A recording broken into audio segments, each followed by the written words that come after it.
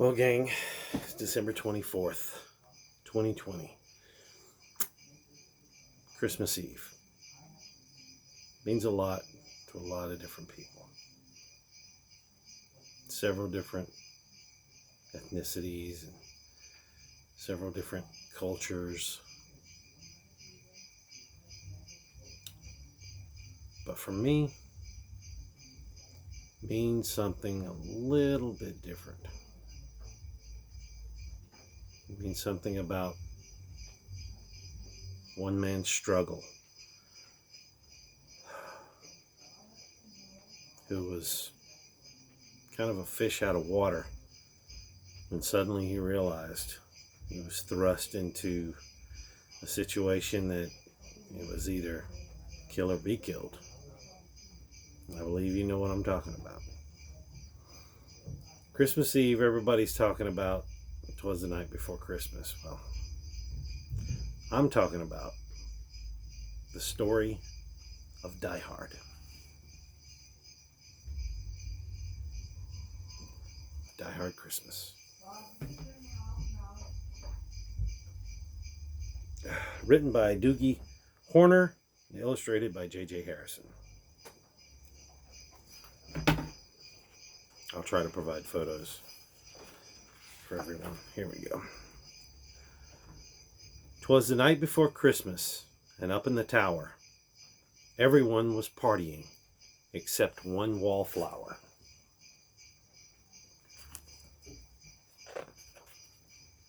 John McClane missed his wife. Things just weren't the same since Holly had moved west and changed her last name. He tried to win her back, but still she said no, while unbeknownst to them, there was trouble below.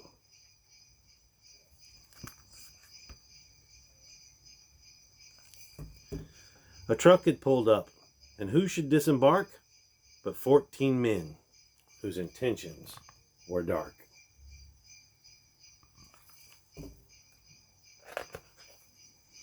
They spoke not a word and unloaded big crates. They cut the phone lines and locked all the gates.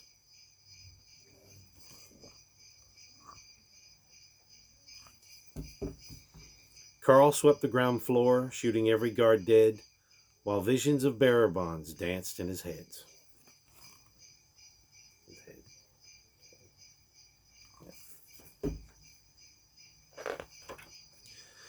John took off his shoes, making fists with his toes. It actually worked. What do you know?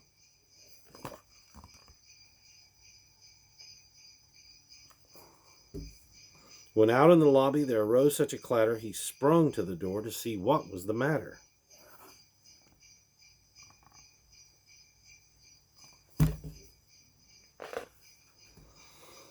When what was wondering eyes should appear, holy crap, there are terrorists here.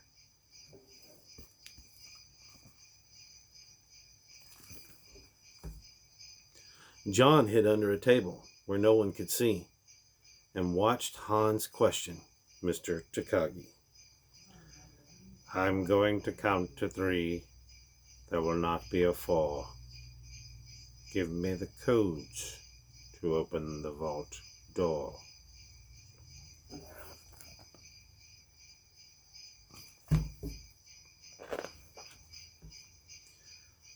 I don't know the codes, so go ahead and shoot.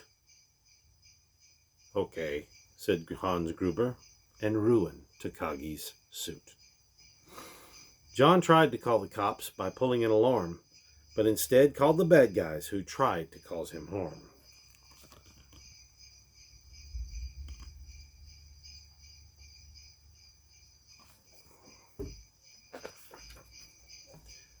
But John killed Tony, who had very small feet, and sent him to the terrorists as a Yuletide treat. He put a Santa hat on the German, and eyes all aglow, wrote, "Now I have a machine gun. Ho, ho, ho."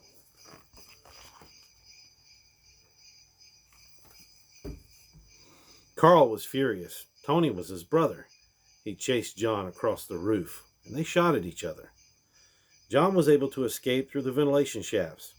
"Come out to the coast," he sighed. "We'll have a few laughs."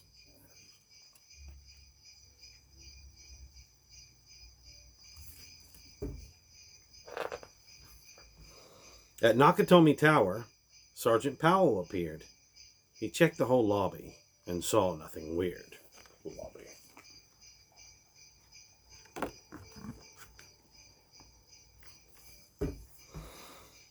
Powell, messed up. Okay. He was pulling away but didn't get far before Marco landed on the hood of his car.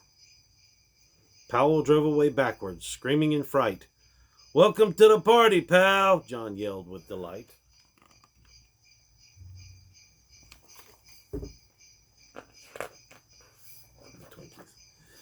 More police arrived, the FBI and a SWAT team. But Hans didn't mind.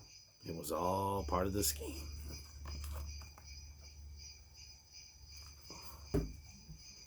More rapid than eagles, his henchmen they came, and he radioed and shouted and called them by name. Now Eddie, now James, now Franco, now Uli, on Fritz and on Carl, hair long and unruly.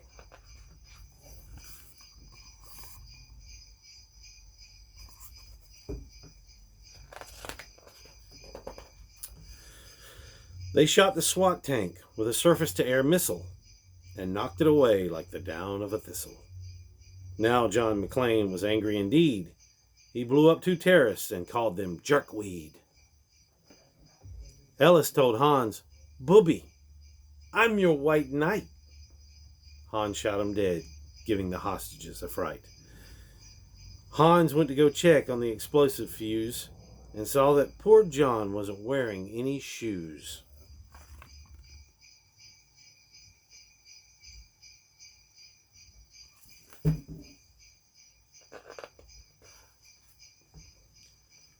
John fled from Carl and Hans, but alas, he had to run barefoot over sharp, broken glass.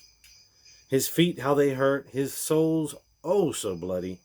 John crawled to the bathroom and called his good buddy.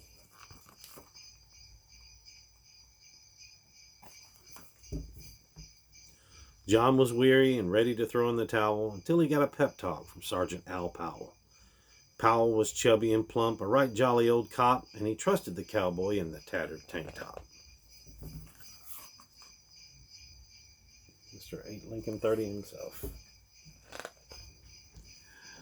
But a reporter was probing into McClane's life and revealed that Holly was actually John's wife. Hans quickly flipped over the golden picture frame. "It's a pleasure to meet you, Mrs. McClane."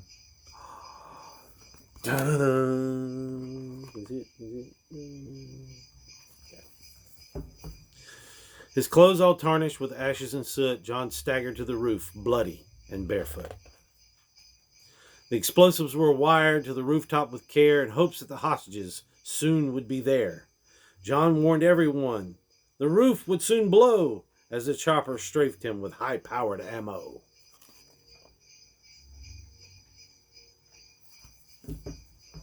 Around his waist he tied a fire hose tight and screamed an oath, jumped into the night. He dangled in the air and gritted his teeth while flames encircled the tower like a wreath.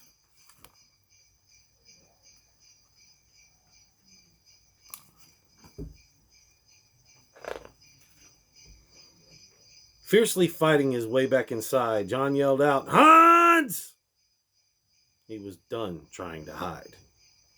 He limped to the vault like an old man on crutches, only to find Holly in his filthy crutches. Clutches, not crutches, clutches. Sorry. Clutches. John dropped his gun, put his hands on his head. It seemed he and Holly soon would be dead. But with a secret gun taped to his back, John shot Hans in a surprise attack.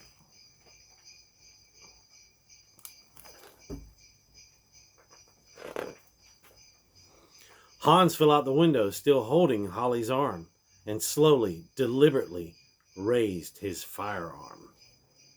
The tenacious villain held on by his nails till John unhooked Holly's watch and said, "Happy trails!"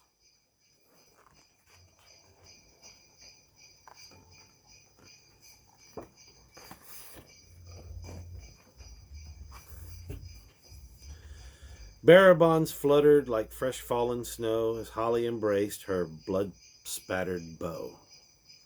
So Merry Christmas to all. Be kind to one another. And most of all, yippee-ki-yay, motherfucker. Thank you. It's been a tremendous joy to read this to you. Merry Christmas. Happy New Year. And let us not forget the sacrifices on that fateful night in Century City, downtown Los Angeles, Nakatomi Plaza, 1988, December 24th. Merry Christmas. Peace out!